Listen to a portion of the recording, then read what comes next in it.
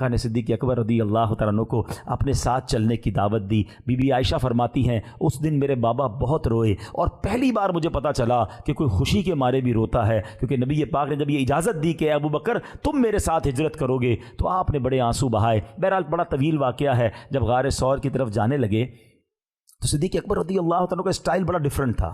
कभी आगे चलते, कभी राइट चलते, कभी लेफ़्ट पे आ जाते, कभी पीछे चलने लग जाते। अब दो ही बंदे हों और एक बंदा राइट लेफ़्ट हो रहा हो तो नबी पाक ने कहा अबू बकर ये क्या कर रहे हो, कभी तुम दाईं चलते हो, कभी बाईं चलते हो, कभी आगे।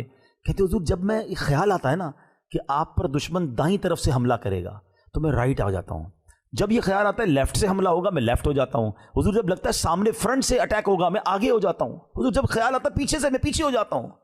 अल्लाह अकबर। नबी पाक ने कहा अबू बकर तुम इसलिए कर रहे हो कि हमला हो तो मुझे नुकसान ना हो।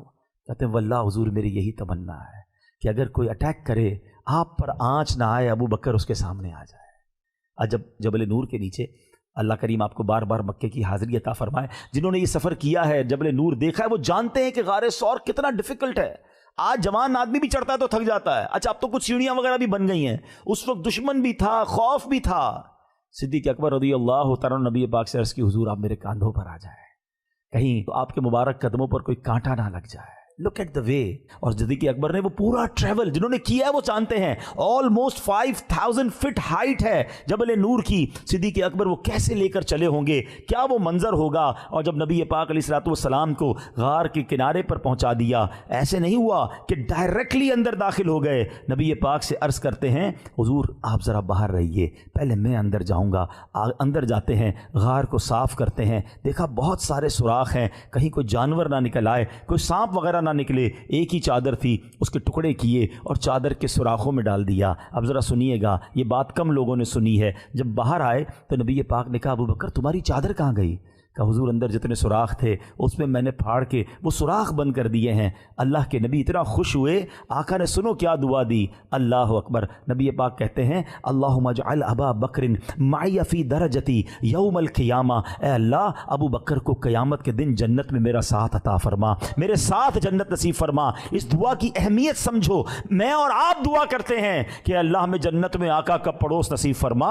अल्लाह के हबीब अल्लाह की बारगाह में दुआ कर रहे हैं कि अल्लाह अबू बकर को जन्नत में मेरा साथ अता फरमा। और सुनो सिर्फ दुआ नहीं हुई, थोड़ी देर में वही नाजिल होती है कि या रसूल अल्लाह, अल्लाह करीम ने आपकी दुआ कबूल फरमा ली है।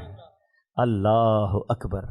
ये हैं सिद्दीक़ अकबर रज़ी अल्लाह तआला अन्हु। और फिर वो अजीम वाक़या हुआ कि आपको सांप ने डस लिया है, एक सुराख पर पैर रख दिया था।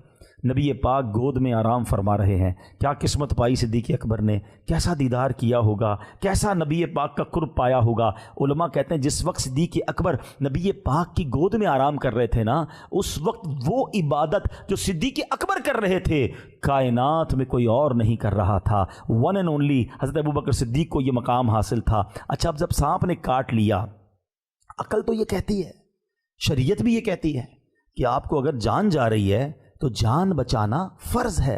नबी पाक को जगा देते, अर्ज़ कर देते कि हुजूर थोड़ा सा आप तशरीफ़ ले जाएं, थोड़ा खड़े हो जाएं, मेरे पैर पे चोट लग गई है, सांप ने काट लिया है, और हुजूर से दुआ भी करवा लेते।